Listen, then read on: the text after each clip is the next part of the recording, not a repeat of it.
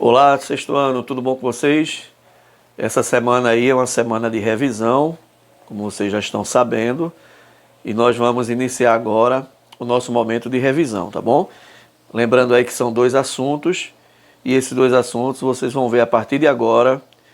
Concentrem-se, peguem papel, caderno, caneta, não deixem de anotar que é importante.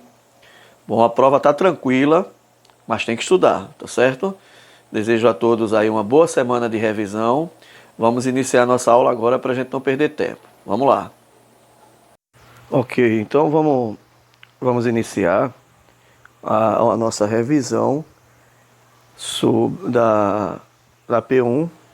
E eu já vou dando uma dica aí para vocês que eu vou focar mais nos assuntos que tem a ver realmente com a prova, certo? Isso porque a pré-história, o assunto ele é muito amplo e eu quero focar mais naquilo que eu vou exigir na prova, tá bom?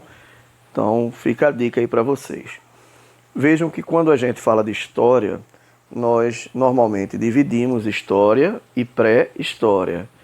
E aí a pré-história ela é vista como o período que vai do aparecimento dos seres humanos à invenção da escrita. Então aparecer o ser humano já é história, né?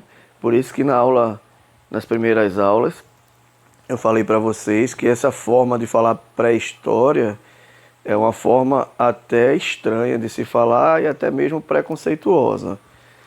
Porque desde o momento que o homem surge, os seres humanos aparecem, já começa na verdade a história. Então nós preferimos hoje, os historiadores preferem hoje, chamar pré-história, ao invés de pré-história, chamar período antes da invenção da escrita, ok?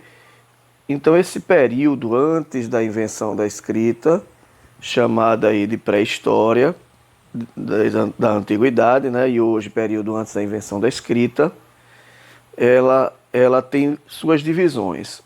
Primeiro aí dividida didaticamente entre paleolítico, neolítico e a idade dos metais. Então, entre todo o período do paleolítico, que está aqui mesmo no gráfico que a gente tá vendo, deixa eu só abrir aqui. Ó, todo esse período aqui, chamado paleolítico, nós temos um espaço de tempo muito grande, ó, de 5 milhões de anos até mais ou menos 1000 anos antes de Cristo. Esse é o período que podemos chamar aí de paleolítico. Depois nós temos um segundo período que é chamado de neolítico. Esse segundo período da pré-história, ou período antes da invenção da escrita, é o neolítico, certo? Que vai de mais ou menos aqui, ó, 1000 anos antes de Cristo a mais ou menos 500 anos antes de Cristo. E vem depois o terceiro, que é a idade dos metais, certo? Que é mais ou menos 4000 anos aí antes de Cristo, ok? Eu falei aqui, deixa eu só fazer uma correção, 5 milhões de anos antes de Cristo a 1 milhão de anos antes de Cristo. Então eu falei 1000, mas é 1 milhão. Aí aqui, mas vejam bem, não se preocupem com essas datas, porque elas não são tão factuais, né? Isso é mais por dedução. Mas se preocupem mais aqui, ó, nessa divisão: paleolítico, neolítico e a idade dos metais. Primeiro, segundo e terceiro. Essa é a divisão didática da pré-história, certo? Lembrando também que dentro da pré-história existem várias teorias, que são as teorias que tentam dizer como todas as coisas surgiram, né? A origem de todas as coisas, que nós vimos aí o evolucionismo. O livro não falava de criacionismo, mas eu fiz questão de colocar para vocês, para que vocês também vissem o outro lado da moeda, ok? Então esse é o período dividido aí da pré-história. A gente vai observar agora algumas dessas características, das características de cada período desse: paleolítico, neolítico e idade dos metais. Então, observando aí a divisão Eu vou ficar chamando mesmo de pré-história, mas vocês sabem que é um termo preconceituoso, tá? Só vou botar pré-história porque é o que está aqui no slide e que normalmente se usa. Mas vocês já sabem que ao invés de pré-história, chamem período antes da invenção da escrita. Então, no Paleolítico, nós podemos também chamá-lo, né, de um período chamado Idade da Pedra Lascada. E ele é dividido em Paleolítico inferior e superior. No livro de vocês não encontra-se essa divisão. Isso quer dizer que a gente só vai se preocupar com as características principais. A gente não vai estar dividindo entre inferior e superior, não, tá bom? O segundo é o Neolítico, que também pode ser chamado de Idade da Pedra Polida. E temos aí o terceiro momento, que é a Idade dos Metais, que vamos entender também suas características. Então, sempre que falar de Paleolítico, lembre Idade da Pedra Lascada. Neolítico, Idade da Pedra Polida. Vamos entender isso, relembrar, né? Entender não, que vocês já sabem. Vamos relembrar isso a partir de agora. Então, observem aqui, ó. Temos aqui o período da Idade da Pedra Lascada, que é o Paleolítico, que é uma ilustração que representaria a época paleolítica. Observem aqui do lado esquerdo de vocês um hominídeo, né? Tá aqui um homem meio macaco ainda, segundo a teoria da evolução das espécies. Esse aí é o primeiro contato que ele vai ter com as duas pedras lascadas, né? Que ele encontra em algum lugar da terra, aí perto da praia, perto de um rio. E eles começam a entrar em contato com essa pedra lascada que vai servir como instrumento. Outra foto aqui ao lado mostra algumas das suas habitações. Nesse caso aqui é a caverna, mas também haviam habitações debaixo de árvores quando não haviam cavernas, certo? Ainda não existia, eles não tinham ainda a ideia de construir vilas, tá bom? E a gente vai entender isso porquê também. E aqui, como eu falei, o Paleolítico normalmente é dividido em inferior, que são os primeiros momentos, e o superior.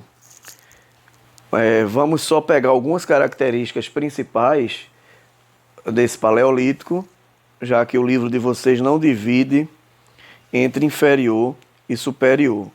Então, ó, aqui já tem uma primeira característica, certo? São surgimento dos primeiros hominídeos, que são aí os australopitecos, o homem de Neandertal, o Homo erectus, tudo isso.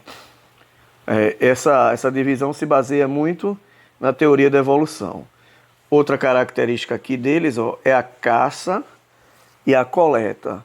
Então, como eles ainda não tinham domínio de práticas agrícolas, eles precisavam se alimentar, e os seus alimentos sempre vinham aí da caça, da coleta, até mesmo da pesca, né? Que não deixa também de ser uma forma de caça e de coleta. A descoberta do fogo, isso aqui é muito importante, que muita gente erra em questão de prova. A descoberta do fogo é um período que acontece no Paleolítico, tá certo? Eles vão ter no começo a dificuldade de criar o fogo, mas como eu já falei para vocês, quando haviam raios, trovões, um período de seca tão grande que alguns locais pegavam fogo naturalmente, e eles utilizavam esse fogo e vão descobrindo de que forma eles podem utilizar da melhor forma esse fogo, né? Alguns instrumentos que eles utilizavam. Os instrumentos eram instrumentos de pedra, mas também usavam madeira e ossos. Isso para fazer facas e machados. As suas pinturas, que eram aquelas pinturas rupestres, eram feitas dentro das cavernas. É onde se inicia aí a primeira forma de arte, que se acreditava que havia um sentimento religioso, de magia. Ok? Algumas outras características que são importantes nesse período do Paleolítico, e aí eu digo a vocês, é bom vocês também estarem anotando essas características no caderno, apesar de ter no livro, apesar de ter no slide, você colocando no caderno, você escrevendo, isso ajuda até você mesmo aprender, por causa da repetição, tá bom? E da memória. Então, outra característica importante é, deixa eu só achar aqui, essa aqui, ó. Eles vivem em pequenos grupos nômades e se abrigam, aqui está abriga, mas é abrigam em cavernas. Então, uma característica principal que tem no livro de vocês também é que no Paleolítico os povos ainda são povos nômades. Ou seja, eles não se fixavam em um lugar. Eles saíam em busca de alimentos. Como eles não sabiam como fazer esses alimentos, cultivar esses alimentos, eles precisavam estar se locomovendo. Então eram povos nômades, se abrigavam em cavernas e também em casas. Tiveram as primeiras formas de desenvolvimento da linguagem, deixa eu ver mais, e utilizavam trajes de pele para se abrigar do frio. Essas são as características principais aí do período chamado Paleolítico.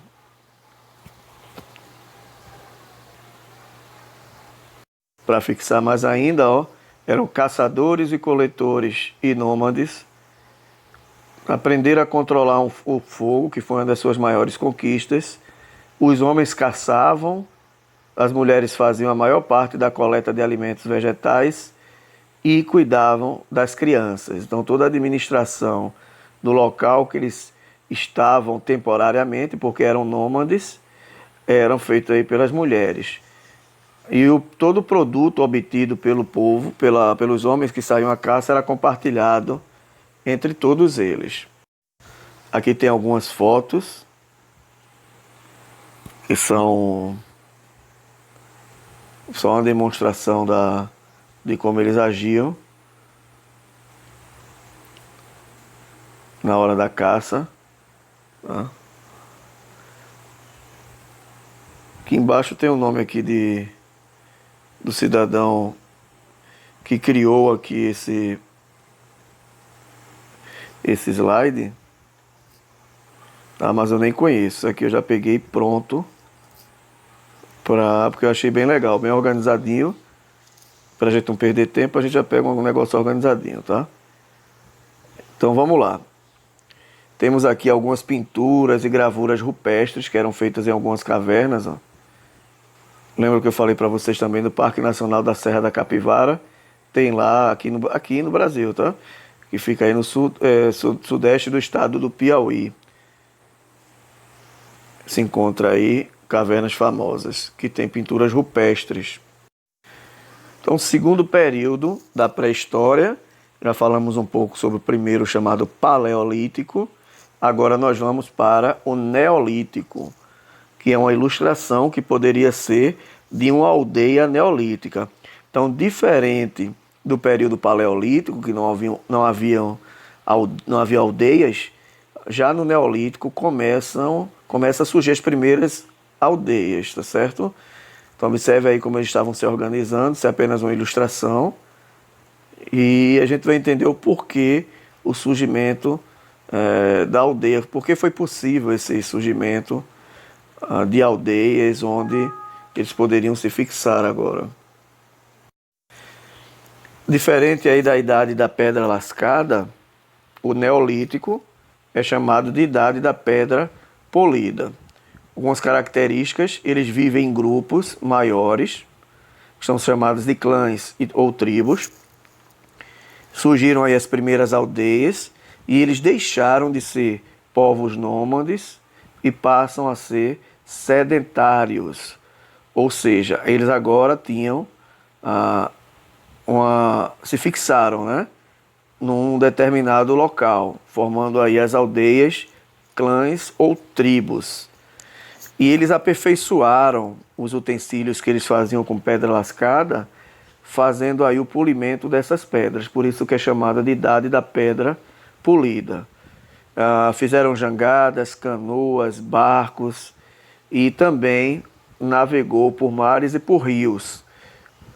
Melhorou os trajes com a forma de tear, né, manual. Desenvolveram a agricultura. Então Então, o desenvolvimento da agricultura é algo de extrema importância aqui, ó, para a criação e a possibilidade de existirem aldeias e vilas. Por quê? Porque agora eles poderiam cultivar seu próprio alimento, ao invés de estarem procurando o tempo todo e quando não havia mais condição, se locomoviam para outra região para poder obter os alimentos. Quando eles aprenderam sobre a agricultura, como cultivar e ter seus próprios alimentos, eles sedentarizaram e formaram as primeiras aldeias, certo? Outra coisa que eles fizeram também foi isso aqui, ó, domesticação de animais. Aprenderam a domesticar alguns animais selvagens que utilizavam não só para a alimentação, mas também para o transporte.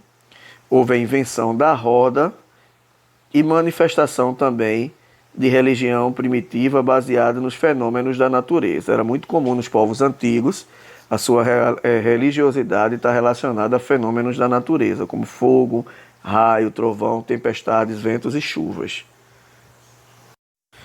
E o terceiro período da pré-história é a idade dos metais. Observe aí também na ilustração os metais aí sendo fundidos para criar aí utensílios domésticos, armas e o que eles poderiam aí imaginar que pudessem criar através do uso dos metais. Então, dos três períodos, esse é o período de mais desenvolvimento, visto que estamos falando da evolução, né? De um momento de evolução, dos momentos da evolução da humanidade, paleolítico, neolítico e a idade dos metais. Então, quais são algumas características dessa idade dos metais? O aparecimento de metalurgia aí vem de metal, o uso do metal, com o aparecimento também das cidades, ou seja, aquele momento mais rural, vivido no Neolítico, de vilas, passam aí a crescer e os povos começam a se formar em regiões que passaram a serem chamadas de cidades. Houve o aparecimento também do comércio, arado de bois para preparar a terra, né? Aquela forma antiga de se preparar a terra com bois e uma carroça puxando, os bois puxando a carroça para riscar a terra, para poder botar as sementes. Tudo isso desenvolvimento. A invenção da escrita já começa aí nesse período da idade dos metais.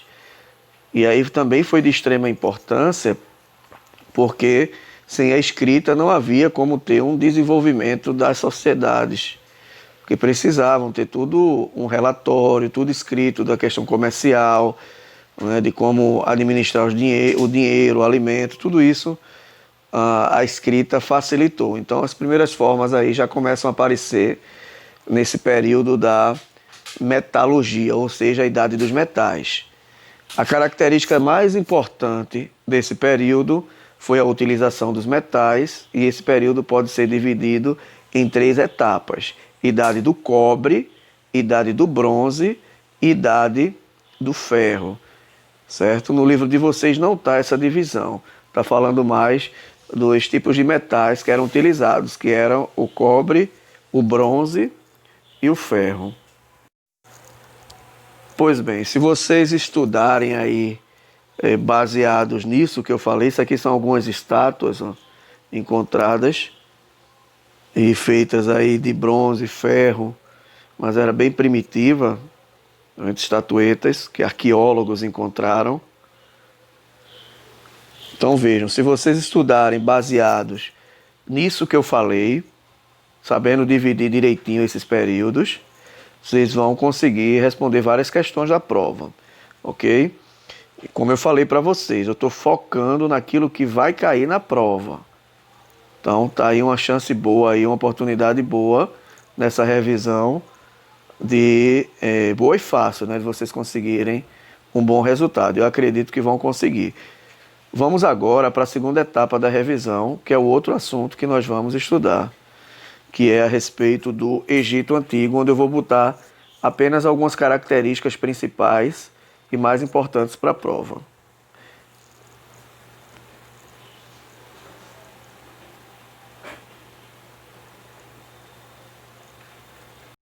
Vamos lá para esse segundo momento do Egito agora, que vai ser assunto de prova de vocês. Vejam bem, gente, o que eu vou colocar para vocês no Egito Antigo aqui são as questões relacionadas ao assuntos mais específicos da prova. Visto que vocês também já fizeram atividades e a segunda atividade também estava lá o Egito, eu vou nessa prova falar de algumas outras coisas. Então só vou focar nelas, ok? Então se liguem aí. Primeiro, para que o Egito Antigo como civilização pudesse existir, era necessário e foi de extrema importância a água, né? E nesse caso aqui nós estamos falando do Rio Nilo. Então, os povos que se aproximaram dessa região aqui da África, elas estavam preocupadas na sua sobrevivência. Como é que eles poderiam sobreviver, esses povos poderiam sobreviver sem o uso da água? Então eles procuraram ficar próximos aí de regiões que tivessem muita água. O Rio Nilo foi de extrema importância, então, para o surgimento dessa civilização egípcia, já no período chamado pré-dinástico, ok? Lembram que eu falei para vocês que o Egito pode ser dividido aí em dois períodos, o pré-dinástico e o dinástico. E esse período dinástico, ele é aquele período dividido em três partes, que é o Novo, o Médio e o Antigo, né? Egito, ok? Nesse caso aqui, os primeiros povos que chegaram eram povos nômades, onde haviam chamados nomos, e eles se aproximaram dessa região aqui, próxima ao Rio Nilo. Por isso que o texto aqui tem dizendo, a frase de Heródoto, dizendo: o Egito é uma dádiva do Nilo. Com essa frase, Heródoto, considerado o pai da história, procura mostrar que se não existisse o Rio Nilo, a grandiosa civilização egípcia talvez não tivesse se desenvolvido. Então esses primeiros povos, eles não apareceram do nada, ou apareceram apenas com o objetivo de navegar, ou algo parecido. Não, era para sua própria sobrevivência. Onde tem água, tem vida. E aí está um exemplo aí na foto de como a área era verde, com muito mato, árvores, e que servia realmente para se iniciar uma civilização. Então aqui o Antigo Egito foi uma civilização da antiguidade oriental, localizada no norte da África, ao longo do Rio Nilo. Okay? Então a localização geográfica norte da África. Inicialmente habitada aí por grupos seminômades. Por que seminômades? Porque eles conheciam um pouco da agricultura, mas precisavam se fixar. Porque em região desértica é muito difícil você conseguir um local para se fixar. Então, apesar deles conhecerem práticas agrícolas e da pecuária, eles precisavam achar um local para se fixarem. E aí, próximo ao Nilo, isso foi possível. Então, aí, início do desenvolvimento da agricultura ao longo do Rio Nilo, fato que possibilitou uma vida sedentária. Ainda sobre o período pré-dinástico, houve a divisão aí desses nomos, ficaram divididos em Alto Egito e o Baixo Egito, certo? Esse é o período pré-dinástico. Isso era para melhor enfrentar essas disputas, que havia uma tensão entre o Alto e o Baixo Egito, foram aí unidos e formaram aí apenas um reino. E quem possibilitou isso foi Menes, que ficou conhecido aí como o primeiro faraó, onde ele fez aí a unificação das duas coroas, certo? a coroa do Alto e do Baixo Egito. Então a história do Egito Antigo, a partir do momento em que se inicia, que se sai do período pré-dinástico para o período dinástico, é dividido em Antigo Império, Médio Império e Novo Império. São as três fases do período dinástico. E esse período dinástico só acontece quando termina o pré-dinástico, ou seja, com a união do reino do Alto e do Baixo, unificando, formando um só reino com o faraó Menés. Então é dividido dessa forma, tá bom? E aí vamos ver um pouco, conhecendo a sociedade no Egito. Nós temos aí a chamada pirâmide social. Então o faraó. O faraó era um tipo de rei, né? Ele tinha todo o poder centralizado na sua mão, ou seja, o faraó possuía um poder absoluto na sociedade e concentrava o poder administrativo, militar e religioso, certo? Então o faraó tinha todos os poderes na sua mão. Ele está lá em cima, nessa pirâmide social que tem aí, tem aqui à esquerda. E aqui vai algumas informações sobre o faraó. A transmissão de poder no Egito era hereditária, ou seja, o faraó não era escolhido pelo povo, mas era passado aí de pai para filho. Isso se chamava aí dinastia, que era o período em que uma família passava a ficar no poder por um bom tempo. O faraó poderia ter muitas esposas, que eram as suas concubinas, mas em geral apenas uma era escolhida para ser a esposa oficial, a rainha. Em alguns momentos da história dos faraós, eles casavam-se aí com suas próprias irmãs, para não poder haver mistura de sangue nobre. Por quê? Porque o faraó se dizia aí o próprio Deus encarnado. Ele era considerado um Deus vivo, filho do sol, onde está o nome aí Amon-Ra, que é filho do sol, e encarnação do Deus Falcão, Horus. Ou seja, o faraó era o Deus vivo na própria terra. Para os egípcios, toda a felicidade dependia do faraó e seu poder era ilimitado. Comandava os exércitos, distribuía a justiça, organizava as atividades econômicas. Claro que ele tinha seus funcionários públicos, mas tudo tinha que passar por suas mãos primeiro. Tinha aí a segunda classe da pirâmide social, que era a nobreza, que auxiliavam o faraó a governar. Esses grupos destacavam-se o vice, né, que eram auxiliares do rei, sacerdotes, que era a parte religiosa, escribas, que eram aqueles que tinham a facilidade de escrever, documentar e administrar as questões financeiras, o que entrava, o que saía de produtos, os impostos, chefes militares, que eram aqueles que comandavam o exército, né, na hora das campanhas de guerra, e funcionários do Estado de forma mais geral para auxiliar no governo do faraó, certo? Artesãos e comerciantes faziam parte aí da terceira classe, que exerciam atividades diversas. Os artesãos trabalhavam como pedreiros, carpinteiros, desenhistas, escultores, pintores, tecelões, ourives, entre outras atividades. Muitas de suas atividades eram realizadas nas grandes obras públicas, como está na foto aí, que eram construções dos templos, túmulos, palácios e outras construções. Essa era a terceira classe na sociedade, na divisão da pirâmide social egípcia. E lá embaixo você encontra os escravos, que eram geralmente estrangeiros e prisioneiros de guerra. Lembrando que não tinha nada a ver com questão de cor, até porque os egípcios eram morenos e morenos escuros, alguns até negros. Okay? Então a escravidão aí era normalmente como prisioneiros de guerra ou estrangeiros que por algum momento poderiam ter alguma dívida com o Egito e ficariam lá como escravos até pagarem essa dívida.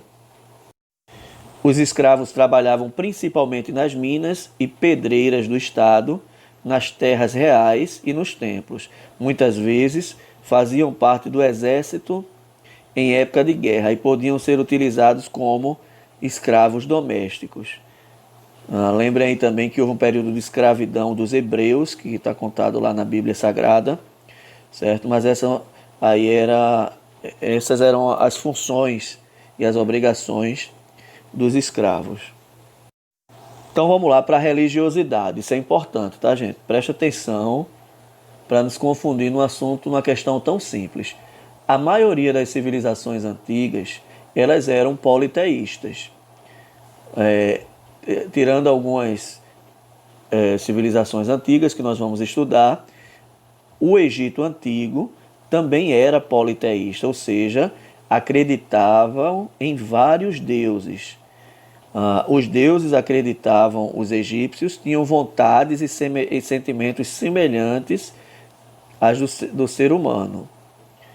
Os deuses eram antropomórficos, certo? Antropo significa homem, mórfico tem o significado de forma. Então, os deuses possuíam formas humanas e também zoomórficos, forma de animais. Então, essas eram as duas formas que o politeísmo grego acreditavam que era a imagem aí dos deuses. Poderiam ter formas humanas e formas de animais. Eles acreditavam em vários deuses, por isso que se chamavam politeístas, certo? Aquele que acredita em apenas um só Deus se chama monoteísta, não é o caso do Egito Antigo. Aqui também é outra informação importante, que os egípcios, eles acreditavam na vida após a morte, certo? A crença principal deles estava baseada na vida após a morte. E segundo a mitologia, as pessoas seriam recebidas por Osíris no reino dos mortos. Então, eles acreditavam no que hoje chamamos também de doutrina da reencarnação, que além de existir uma vida após a morte, a pessoa poderia voltar a existir novamente, reencarnando aqui na Terra, certo? Então, eles tinham essa crença. Por isso que para os egípcios, quando uma pessoa morria, a alma saía do corpo, mas logo depois ela retornava. Para que a alma pudesse reencontrar seu corpo, deveria conservar a forma original, por isso era necessário aí a técnica da mumificação. Então, para o egípcio, a alma ela saía do corpo, mas depois ela retornaria. E ela retornaria para esse próprio corpo, por isso a necessidade aí da utilização da técnica da mumificação. É a doutrina da reencarnação, nesse caso, mas é uma reencarnação que você voltava no próprio corpo. Então a preservação do corpo e das riquezas eram importantes para que quando essa alma voltasse, esse espírito voltasse para o corpo, ele não começasse do zero. Bem, eu vou parar por aqui, porque isso que vimos até agora podem ter certeza que vai ser assunto de prova. Ok? Temos muitas outras coisas, teríamos muitas outras coisas para colocar na prova, mas não vai ser colocado. E aproveitem, tá? Aproveitem, estudem, para que vocês possam fazer uma prova mais tranquila. Leiam a questão com tranquilidade, procurem ver as características que eu falei, e quando tiver no momento da prova, vocês vão conseguir fazer bem, marcar bem as alternativas, tá certo? Vai ser normal estranhar um pouco o tipo de prova, porque vocês são sexto ano, mas, como eu falei para vocês, eu vou botar uma prova mais tranquila, para que vocês aos poucos vão se adaptando, e depois, no decorrer do caminhar, né, das coisas aí, a gente vai aprofundando mais as questões, tá bom? Então, estudem, desejo vocês aí uma boa sorte, tá? Agora lembre-se que a sorte acompanha aquele que estuda. Um abraço para todos, até mais.